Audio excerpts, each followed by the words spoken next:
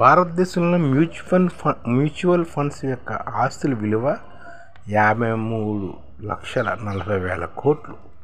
అంటే దేశీయంగా mutual funds అంటారు కదా, అది ఎంఎఫ్లు. వీటి యొక్క ఆస్తుల విలువ 2023-24లోని 53,40,000 కోట్లుగా ఉందన్నమాట.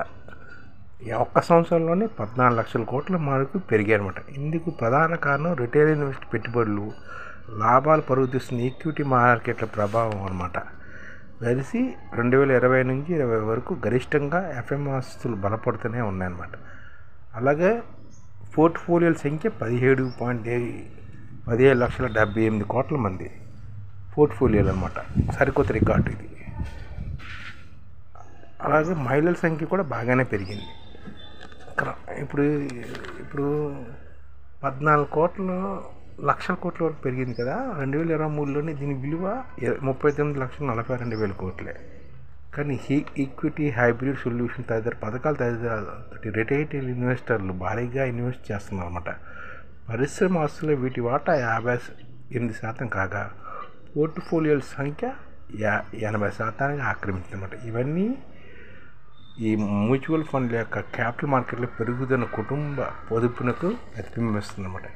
గతాది పెట్టుబడుల్లో ఈక్విటీ ఆర్థిక పథకాలు 55% వృద్ధి చెందాయి. అందులో ఆస్తులు 23,50,000 కోట్లే. ఇందుకు పెట్టుబడులతో పాటు మార్కెట్ లాభాలు కూడా కారణం. అయితే మరోవైపు రుణ పథకాల ఫండ్స్ 7% బలపడ్డాయి. ఏయుఎంలో 12.62 లక్షల కోట్లు చేరాయి. అయినప్పటికీ అంత క్రితం 2 ఏళ్లలో ఆస్తులు తగ్గుతూ వచ్చిన అవసరాన్ని మనం గ్రహించాలన్నమాట.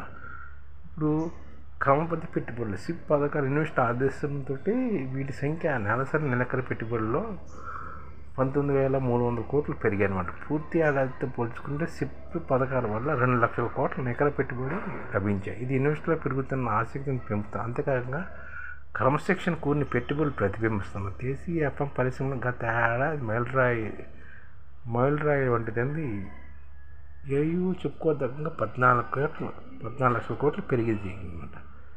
ఎందుకంటే 17.78 కోట్ల కస్టమర్ పోర్ట్ఫోలియోలు ఉన్నాయన్నమాట. అందుకే ఆడింత ఇన్వెస్ట్ చేస్తున్నారు.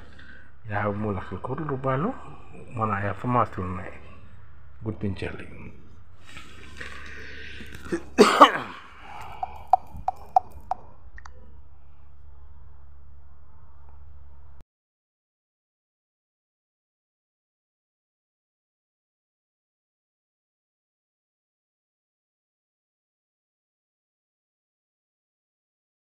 ఈ ఛానల్ ముఖ్య ఉద్దేశం ఏంటంటే, మన తెలుగు రాష్ట్రాల్లో 1 కోటి మందికి సంఘటిత రంగాల్లో ఏ విధంగా ఉద్యోగాలు ఇవ్వవచ్చు, కనీస నెల జీతం 30,000 వరకు ఏ విధంగా ఇవ్వవచ్చు, ఏ విధంగా చేస్తే ఉద్యోగాలు సృష్టించబడతాయో వివరిస్తూ ఈ ఛానల్ వీడియోలు వస్తాయి.